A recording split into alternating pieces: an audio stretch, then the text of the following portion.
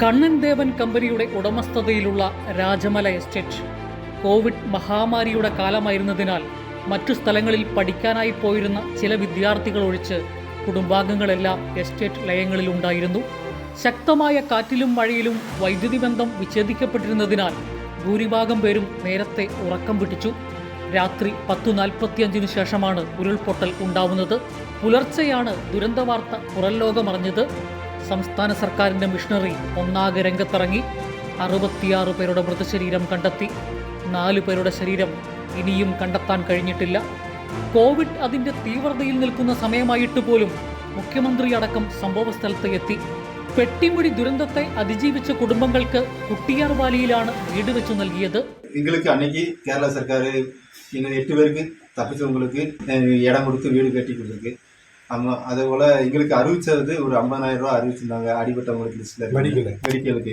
என் மகளுக்கும் எனக்கும் வீடு வச்சு கொடுத்துருக்காங்க குட்டியாரில். எனக்கு வீடு கட்டி கொடுத்துருக்காங்க கவர்மெண்ட்ல. கேரளா சர்க்காரு எங்களுக்கு கட்டி கொடுத்துருக்காங்க. வீடு நல்ல வீடு தான். ஆளுக்கள் பல பிரச்சனையை தூண்டி விடுவாங்க. எனக்கு வீடு வச்சு കൊടുത്തിருக்காங்க. அவ்வளவுதான். ഇതുകൂടാതെ തോട്ടം തൊഴിലാളികളായ ഇവർക്ക് ജോലിക്ക് എത്താനുള്ള സൗകര്യത്തിനായി രാജമലയിൽ ഇവർ ആവശ്യപ്പെട്ട സ്ഥലത്ത് തന്നെ എസ്റ്റേറ്റ് ലയങ്ങളും അനുവദിച്ചു. മരിച്ചവരിൽ തമിഴ്നാടുമായി ബന്ധമുണ്ടെന്ന രേഖകൾ സമർപ്പിച്ച ബന്ധുക്കൾക്ക് തമിഴ്നാട് സർക്കാർ 3 ലക്ഷം രൂപ വീതം നൽകി. കേരള സർക്കാർ തമിഴിനെന്നോ മലയാളിയെന്നോ വ്യത്യാസമില്ലാതെയാണ് 70 പേരുടെയും കുടുംബങ്ങൾക്ക് 5 ലക്ഷം രൂപ വീതം നൽകിയത്.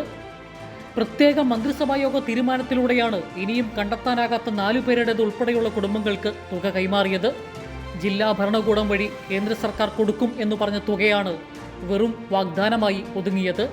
വയനാട് ദുരന്തത്തിന്റെ പശ്ചാത്തലത്തിൽ മുഖ്യമന്ത്രിയുടെ ദുരിതാശ്വാസ നിധിയെ തകർക്കുക എന്ന ഗൂഢലക്ഷ്യത്തോടുകൂടി പെട്ടിമുടിയിൽ അതിജീവിച്ചവർക്ക് സംസ്ഥാന സർക്കാർ ഒന്നും ചെയ്തില്ല എന്ന രീതിയിൽ ചിലർ നടത്തുന്ന കള്ളപ്രചരണങ്ങളെക്കുറിച്ച് സൂചിപ്പിച്ചപ്പോൾ ഇവിടുത്തുകാർ ദുഃഖത്തോടെയാണ് പ്രതികരിച്ചത്.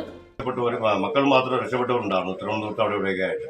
അവരെ എല്ലാവരെയും ഇപ്പൊ ഗവൺമെന്റാണ് എടുത്ത് പഠിപ്പിച്ചുകൊണ്ടിരിക്കുന്നതും ഇപ്പൊ നിലവിലും നല്ല പോലെ അവർ പോകുന്നുണ്ട്. ഒരിക്കലും സഹിക്കാൻ പറ്റാത്ത മനസ്സിന് ഒരു സങ്കടമുണ്ട്. നല്ലത് ചെയ്യുന്നവർക്ക് കൈ കൊടുത്തില്ലെങ്കിൽ പോലും തെറ്റായിട്ടുള്ളത് ഇത് അവതരിപ്പിക്കാനിരുന്നാൽ മതി. ഇത്രയും എനിക്ക് പറയാനുണ്ട് ഇന്നത്തെ അവസരത്തിൽ. സംസ്ഥാന സർക്കാർ നടത്തിയ ഇടപെടലുകളെ ഏറെ കൃതജ്ഞതയോടെയാണ് ഈ നാട്ടുകാർ ഓർത്തെടുക്കുന്നത്. ഒപ്പം പ്രധാനമന്ത്രി പ്രഖ്യാപിച്ച 2 ലക്ഷം രൂപയ്ക്ക് വേണ്ടി ഏതു വാതിൽ മുട്ടണമെന്ന ചോദ്യവും ഇവർ ഉയർത്തുന്നു.